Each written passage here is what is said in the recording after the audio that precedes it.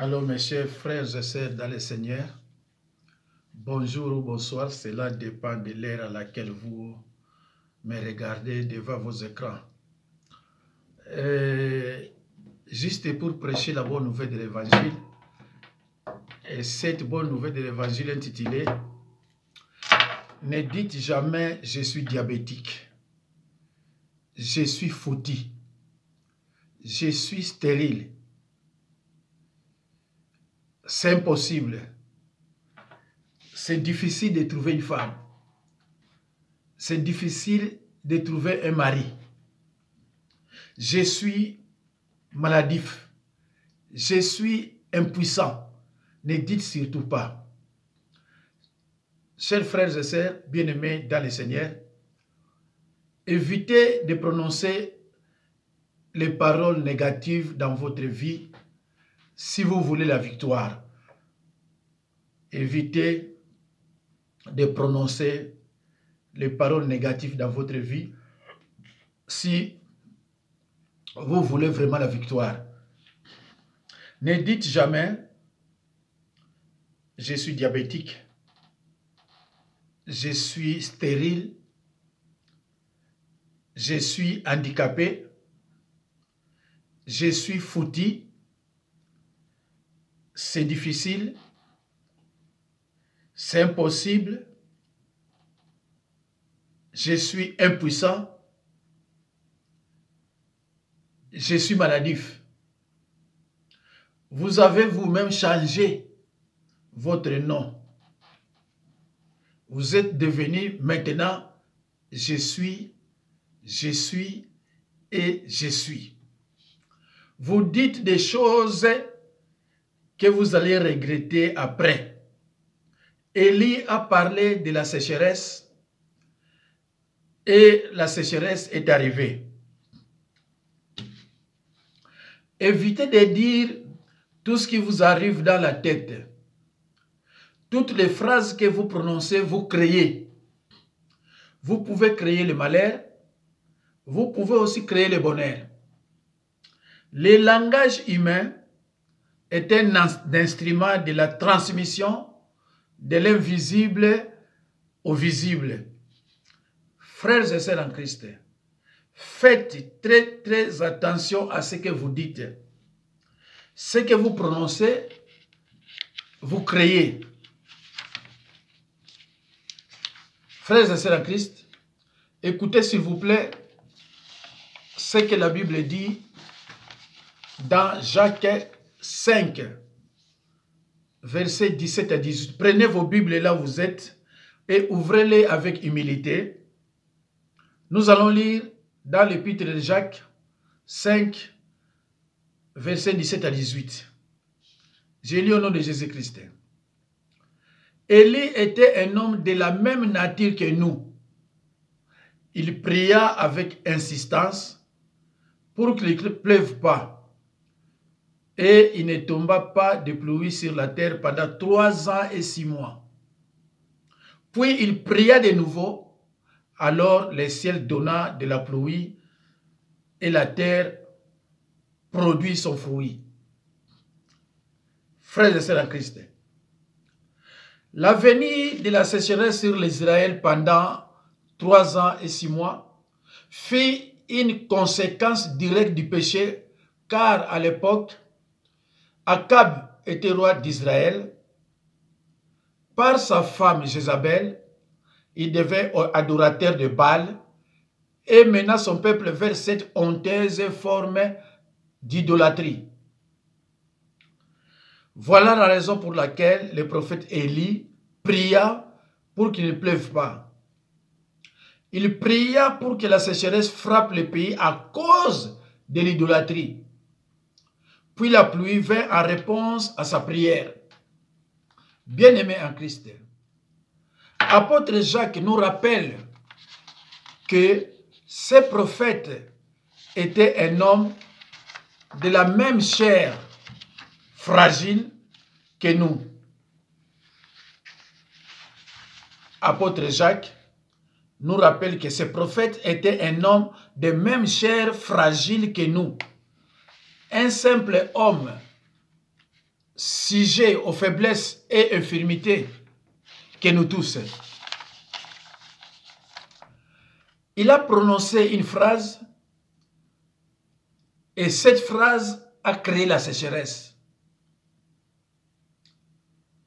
Il a prononcé une autre phrase et cette phrase a mis fin à la sécheresse. Chers amis, frères et sœurs dans le Seigneur, le ciel collabore avec la terre. Le ciel ne peut rien faire pour vous sans votre collaboration. Dieu ne peut rien faire si vous n'utilisez pas votre langue. Dieu est un Dieu qui accorde de nouveaux départs. Frères et sœurs en Christ, les circonstances n'obéissent pas à celui qui plaît, mais à celui qui prie. Les circonstances obéissent à celui qui parle. L'homme doit impérativement changer sa manière de parler s'il veut réussir. L'homme doit impérativement changer sa manière de parler s'il veut réussir. Vous devez corriger complètement votre manière de parler. Le langage humain, quand il est utilisé, quand il est bien utilisé, il engage les spirituels. Frères et sœurs en Christ, les genres de langage négatif ouvrent la porte au diable et aux puissances des ténèbres. Être en accord avec la parole négative, l'homme devient tel que sont les pensées dans son âme. Éviter les déclarations négatives, elles neutralisent la foi. Frères et sœurs en Christ, vous ne pouvez pas trouver un serviteur de Dieu qui puisse vous aider si vous persistez à confesser les œuvres du diable et des ténèbres. Vous ne pouvez pas trouver de serviteur de Dieu qui puisse vous aider si vous ne confessez pas ce que Dieu a dit dans sa parole. Mes chers frères et sœurs dans le Seigneur, je trouve juste que tout ce que j'affirme soit examiné à la lumière de l'Écriture et qu'il puisse donc être contesté si je me trompe.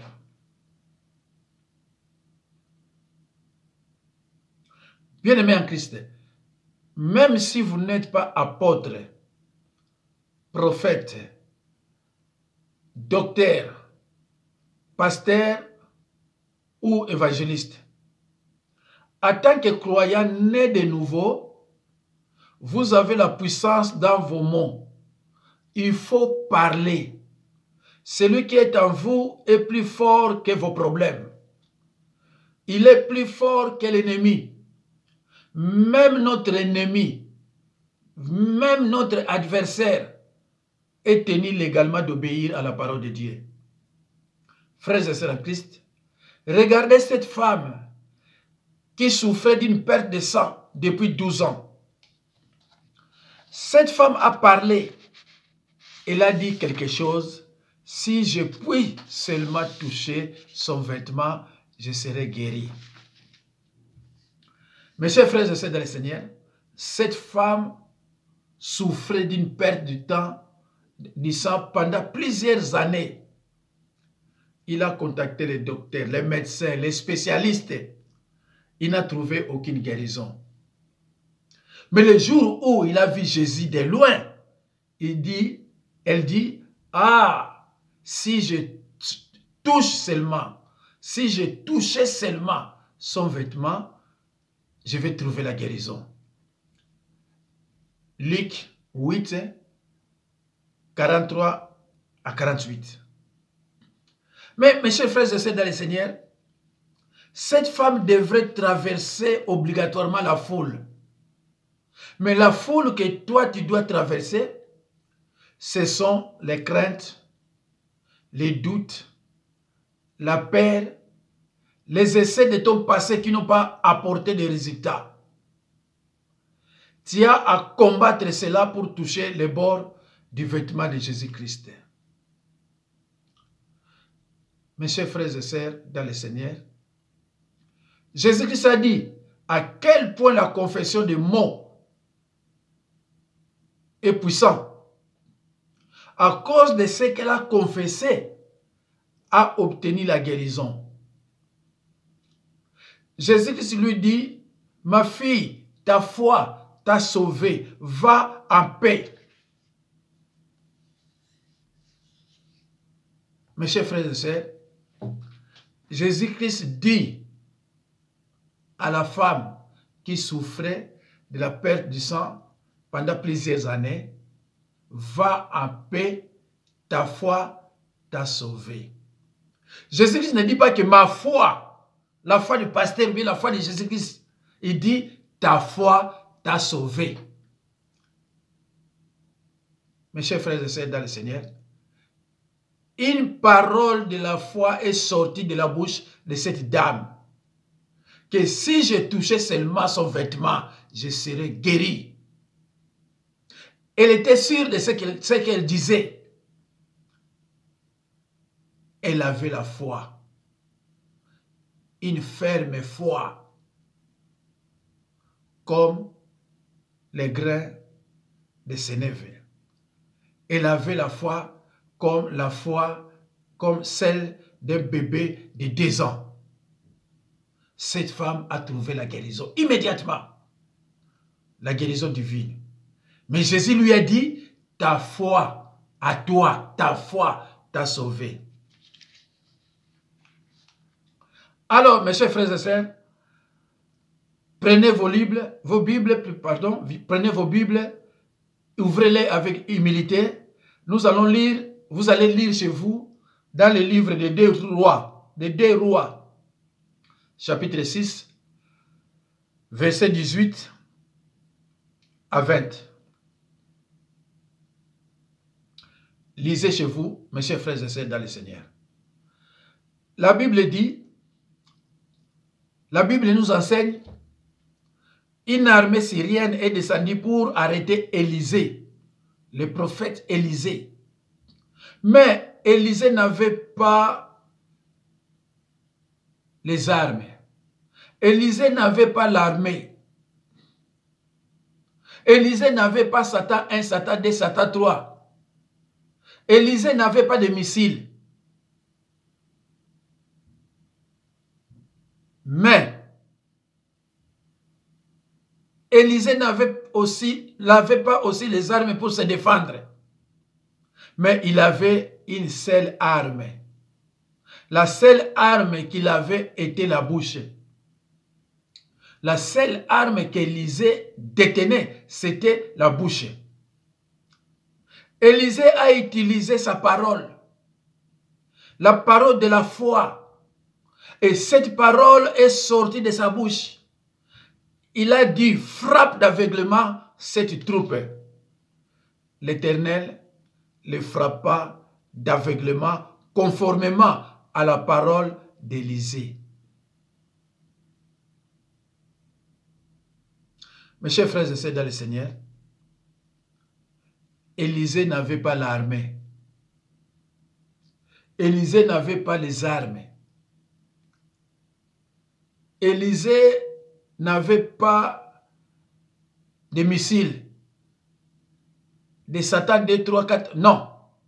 La seule arme qu'Élisée avait, c'était la bouche.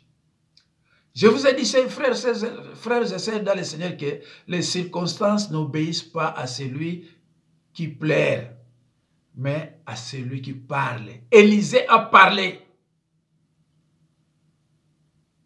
a utilisé sa parole, la parole de la foi. Et cette parole est sortie de sa bouche. Il a dit à l'Éternel, frappe d'aveuglement cette troupe. Et l'Éternel le frappa d'aveuglement conformément à la parole d'Élisée. Lorsqu'ils furent entrés dans Samarie, Élisée dit, l'Éternel ouvre les yeux de ces gens pour qu'ils voient. Voilà, Élisée a encore parlé. L'Éternel ouvrit leurs yeux et ils virent qu'ils étaient à Samarie. Frères et sœurs en Christ, Si vous utilisez votre langue d'une manière positive, vous allez avoir les choses positives. Mais si vous l'utilisez d'une manière négative, vous allez aussi avoir des choses négatives. Chaque parole que nous prononçons a un effet, soit positif, soit négatif. La vie et la mort sont au pouvoir de la langue, dit la Bible. Chers amis, frères et sœurs en Christ, Dieu a dit dans Nombre 14, 28, « Je te ferai ce que tu as dit à mes oreilles. » Ce qui est sorti de ta bouche. La parole de la foi qui est sortie de la bouche, c'est ce que je ferai. Mes chers amis, Satan c'était imitateur. Satan ne vante rien. Lui aussi dit, je ferai seulement ce qui sortira de ta bouche. La mauvaise parole qui sortira de ta bouche. Frères et sœurs en Christ, bien-aimés dans le Seigneur, tes paroles comptent. Mets les paroles de Dieu dans ta bouche. Il ne peut ne pas venir aujourd'hui, le mois prochain, ou dans un an, mais il viendra. Isaac s'est marié à l'âge de 40 ans. Il a eu des enfants à l'âge de 60 ans. Donc 20 ans de patience et de prière. Il a persévéré à la prière et a obtenu gain de cause. Frères et sœurs en Christ, lorsque vous demandez quelque chose à Dieu, soyez patient. Lorsque vous demandez quelque chose à Dieu, soyez patient et laissez-le agir. Mes chers frères et sœurs dans le Seigneur, priez sans cesse et à tout lieu, car notre ennemi, le diable, rôde comme un lion rugissant, cherchant qui dévorer. Mes chers amis, que celui qui a des oreilles pour attendre, attende. Vraiment, que Dieu vous bénisse et à la prochaine occasion.